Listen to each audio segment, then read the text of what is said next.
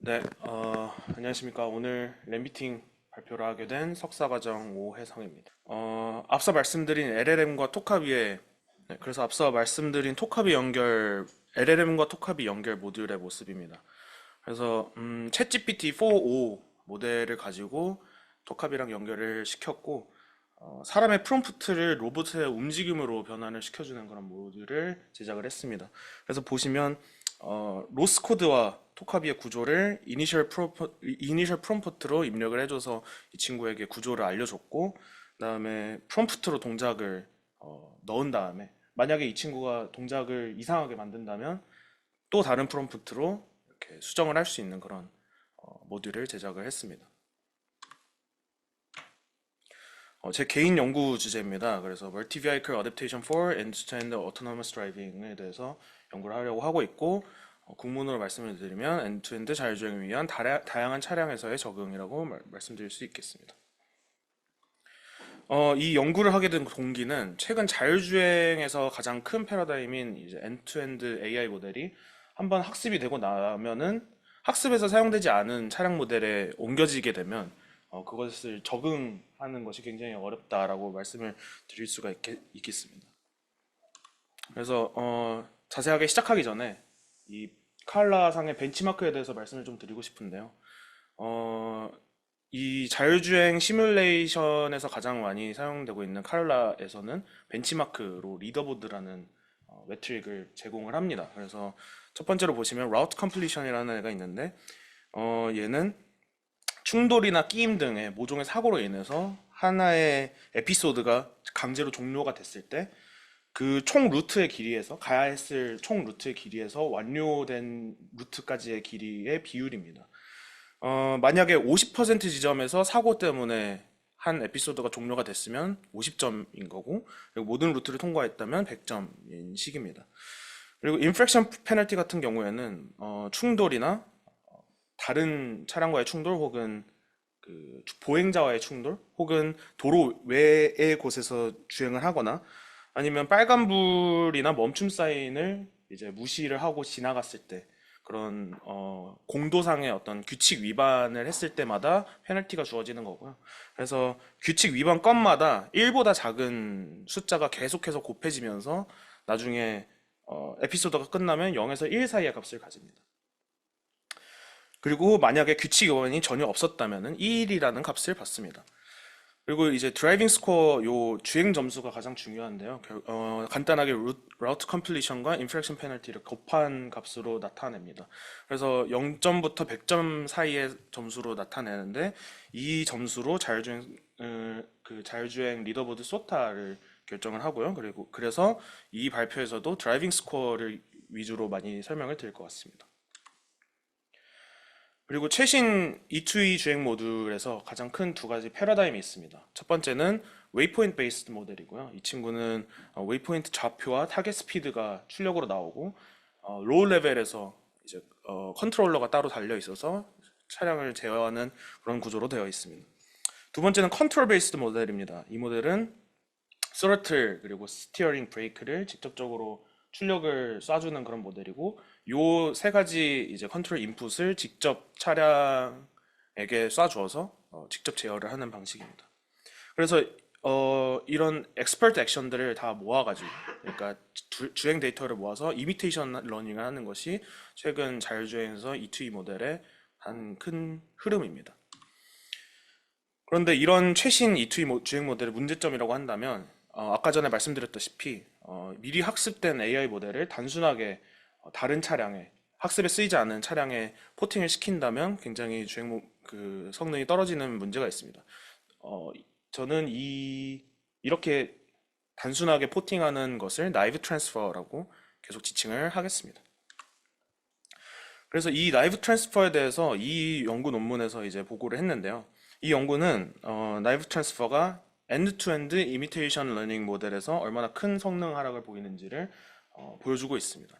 그래서 웨이포인트 베이스와 컨트롤 베이스드 모델 둘 다 굉장히 많이 하락을 했는데 특히 후자 컨트롤 베이스드 모델에서 더 많이 떨어지는 모습을 볼 수가 있습니다. 그래서 보시면 여기 소스 도메인이 이제 링컨 MKZ라는 차량이고요. 그리고 나머지 차량들이, 나머지 네 가지 차량들이 이제 타겟 도메인들인데, 보시면 닛산 페트롤 같은 차량을 봤을 때도 외부 크기가 30cm, 20cm 정도 차이가 나는데도 불구하고 최대 90%까지 성능이 하락을 하는 것으로 보아 굉장히 크루셜한 문제라고 볼 수가 있습니다. 그래서 이 나이브 트랜스퍼의 문제점에 대해서 제가 정리를 좀 해봤는데요. 일단은 충돌 방지 같은 경우에서는 안전거리를 확보하는 경우에 있어서 이 차량의 크기에 대한 정보를 AI 모델이 알지 못한다면 충돌을 피할 수 없는 어떤 상황이나 환경이 만들어질 수가 있기 때문에 그것이 굉장히 제일 문제가 될 수 있고, 그다음에 아까 전에 말씀드렸던 패러다임, 두 가지 패러다임에 있어서 출력 형식에 있어서 각각 말씀을 드리면, 웨이포인트 베이스드 모델은 이제 물리적으로 수행이 불가능한 웨이포인트를 AI 모델이 뱉어줄 수도 있고, 그리고 컨트롤 인풋을 뱉어주는 AI 모델에 대해서는 같은 컨트롤 인풋에 대한 이제 차량의 반응들이 차량 모델에 따라 각각 다를 것이기 때문에 그것이 굉장히 이제 세이프티에 문제가 될 수가 있습니다. 그리고 새로운 AI 모델을 제작하면 되지 않냐라고 말씀을 하신다면, 이제 데이터셋을 새롭게 생성을 하고 학습을 하는 것이 굉장히 코스틀리하고, 그리고 차량 모델에 따라서 하나하나 스페시픽하게 AI를 만드는 것이 굉장히 비효율적이라고 저는 생각을 했습니다. 그래서 이 문제점들에 대해서 조금 더 쉽게 그림으로 설명을 드리는 그런 슬라이드인데요. 왼쪽 차량이 이제 트레이닝에 쓰인 소스 도메인, 그리고 오른쪽에 있는 차량이 트랜스퍼 하려고 하는 이제 타겟 도메인이라고 생각을 한다면, 만약에 이제 작은 차량은 지나갈 수 있는 곳인데 이거를 그대로 큰 차량에 포팅을 한다면 당연히 충돌을 하겠죠. 그리고 충돌이 안 됐던 어떤 트레젝토리더라도 조금 더 이 그 외부 환경이나 물리적 환경이 다른 곳이라면 이제 더 충돌을 할 수 있는 그런 문제점도 있습니다. 그리고 웨이포인트 방식에서 아까 전에 말씀드렸다시피 최소 회전 반경이 차량마다 다르기 때문에 물리적으로 불가능한 어떤 트레젝토리를 뱉어줄 수 있는 그런 문제가 있습니다. 그래서 이 연구의 목적은 엔드-투-엔드 자율주행의 다양한 차량 모델에서의 강건한 적응이라고 말씀드릴 수 있겠습니다. 특히 학습에 쓰이지 않은 새로운 차량, 그리고 보지 못했던 차량에 대해서 추가적인 학습이 없이 강건하게 자율주행을 트랜스퍼 하는 것이 목적이라고 할 수 있겠습니다. 그래서 이것과 관련된 선행 연구들을 말씀을 드리겠습니다. 먼저 파인 튜닝 기반으로 적응을 하는 그런 모듈 그런 연구들인데요. 애니카라는 프레임워크는 다양한 시뮬레이션 환경에서 다양한 물리적 특성을 가지는 차량들을 한꺼번에 다 데이터셋을 크게 만들어서 파운데이션 모델을 만듭니다. 그 다음에 이거를 이제 리얼 월드에서 아주 작은 데이터셋으로 파인 튜닝을 해서 여기 보이시는 이제 두 가지 종류의 모바일 로봇에 적용을 해서 이제 자율주행을 구현을 했습니다. 그래서 일반적인 주행 지식을 학습을 했고, 그래서 파운데이션 모델을 학습을 했고, 그거를 리얼월드에서 파인 튜닝을 했다라고 보시면 될 것 같은데, 이 연구에서는 사실 레이싱 트랙이나 정해진 어떤 트랙을 달리는 것을 목표로 했기 때문에 그런 한계점이 있다고 말씀을 드릴 수 있겠습니다. 네, 웨이브라는 이제 영국에 있는 이제 자율주행 스타트업인데요. 지금 이게 유튜브 영상인데 열리질 않네요. 네. 어, 여기서는 이제 승용차와 밴 두 차량 모델을 가지고 이제 이 두 차량을 실제로 이제 잘 주행을 시킬 수 있는 하나의 AI 모델을 만들겠다라는 목적을 가지고 있어서 제 연구랑 가장 좀 비슷한 것 같습니다. 그런데 이제 어, 승용차에서 미리 프리트레인 된 모델을 가지고 밴에서 아주 작은 데이터셋으로 파인 튜닝을 했다, 이런 방법론을 제시를 했는데요. 사실 이 연구에서 사용된 방식은, 그러나 보지 못했던 차량에 대해서도 데이터셋을 또 모아줘야 되고 또 파인 튜닝을 해야 된다는 한계점이 존재를 합니다.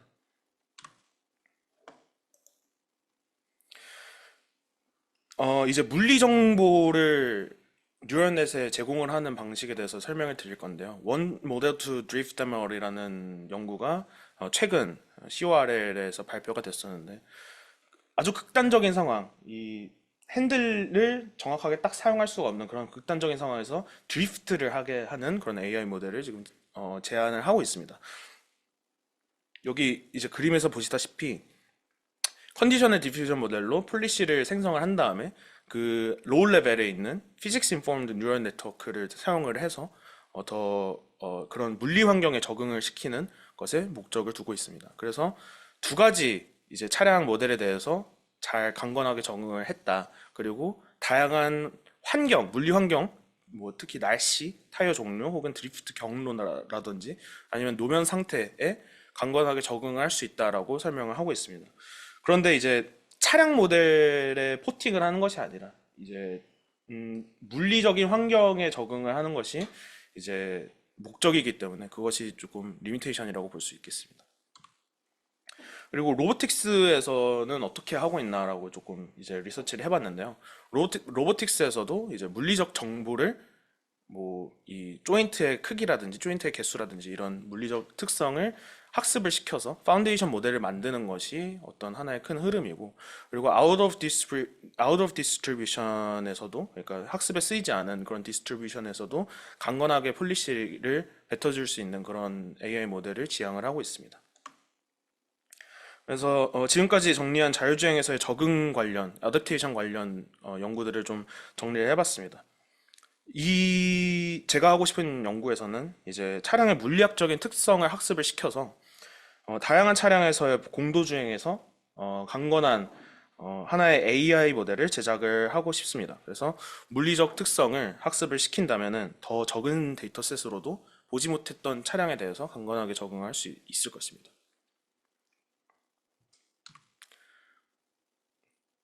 그래서 조금 더 단순하게 정리를 하자면 지금까지 선행 연구들에서 없었던 최소한의 데이터셋으로 데이터 에피시언시하게, 그리고 차량의 물리학적 특성을 학습을 해서 다양한 차량, 특히 학습에 쓰이지 않은 보지 못했던 차량, unseen vehicle에 대해서 강건하게 적용될 수 있는 공도주행 AI 모델을 제작을 하려고 합니다. 그 urban driving이라고 보시면 될 것 같습니다. 그래서 연구 목표를 정리를 해보겠습니다. 우선 다양한 차량에 모두 탑재 가능한 하나의 AI 주행 모델을 제작을 할 것입니다. 그리고 이 모델은 차량 모델들에 대한 물리적 특성을 학습을 해서 그 물리적 특성을 알고 있는 어떤 하나의 파운데이션 모델을 형성을 할 것이고, 그래서 학습 시에 보지 못했던 unseen vehicle에 대해서 그 vehicle의 physical property를 입력으로 넣어주면 바로 강건하게 제로샷 적응, 제로샷 어댑테이션을 할 수 있는 모델이 큰 목표입니다. 그래서 선행 연구와 동일하거나 더 적은 데이터셋으로 더 나은 성능을 뽑아내는 것이 추가적인 목표라고 볼 수가 있을 것 같습니다. 그렇게 되면은 새로운 차량에 대해서 추가 학습할 필요 없이 제로샷 어댑테이션을 해서 강건한 자율주행을 다른 차량에도 포팅할 수 있을 것입니다. 그래서 이제 베이스라인 모델로는 트랜스퓨저 플러스 플러스라는 모델을 사용을 했습니다. 대부분의 칼라 기반 자율주행 모델들이 사용하는 링컨 MKG 2017이라는 모델, 아까 전에 보여드렸던 그 모델이 디폴트 모델을 삼아서 프리트레인된 웨이트를 제공을 하고 있어서 지금은 이 모델을 사용을 하고 있습니다. 그래서 아까 전에 말씀드렸던 나이프 트랜스퍼를 이 모델에 이제 적용을 시켜보는 결과인데요. 왼쪽은 이제 학습에 쓰였던 디폴트 모델입니다.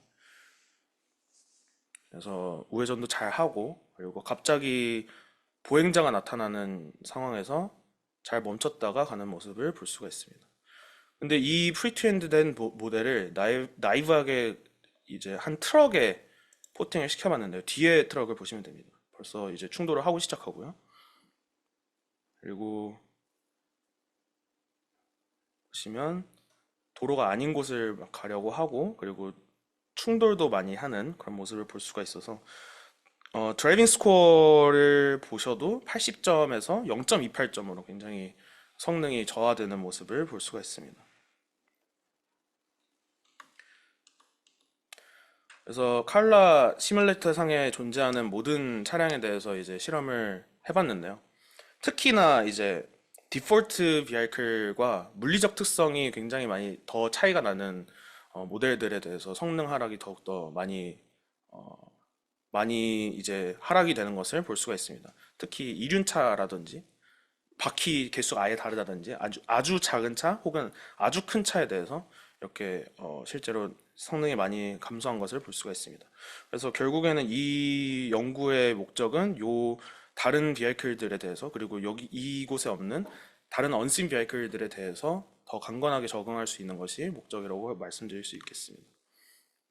향후 계획으로는 이제 선행 연구들에서 물리적 특성을 가지고 파운데이션 모델을 만드는 아이디어들이 많다 보니까 그 아이디어를 이제 적용을 해볼 예정입니다. 특히 이제 애니카와 원 모델 투 드라이브 데머의 아이디어를 요 엔드 투 엔드 드라이빙에 적용을 해볼 생각입니다. 그리고 또한 요 두 가지 논문들이 아니라 다른 어떤 자율주행에서의 vehicle adaptation 관련 연구가 있는지를 지금 서칭을 해보고 있습니다. 그리고 칼라상에 존재하는 차량 모델들뿐 아니라 어떤 특정한 디스트리뷰션을 가지는 피지컬 프로퍼티를 랜덤 샘플링을 해서 그 차량에 해당하는 주행 데이터셋을 현재 수집 중에 있습니다. 그리고 추후 계획으로는 또 시뮬레이션 상에서 만약에 이 연구가 잘 완성이 되면 저희가 지금 가지고 있는 실차 모델에도 적용을 해볼 예정인데 어, 이제 이렇게 하려면은 이제 심투리얼 아이디어가 조금 필요할 것 같고 그다음에 현실적인 문제로 주차장에서 이제 주행을 해야 되기 때문에 주차장 주행에 대한 또 고민이 추가적으로 필요할 것 같습니다. 네, 감사합니다.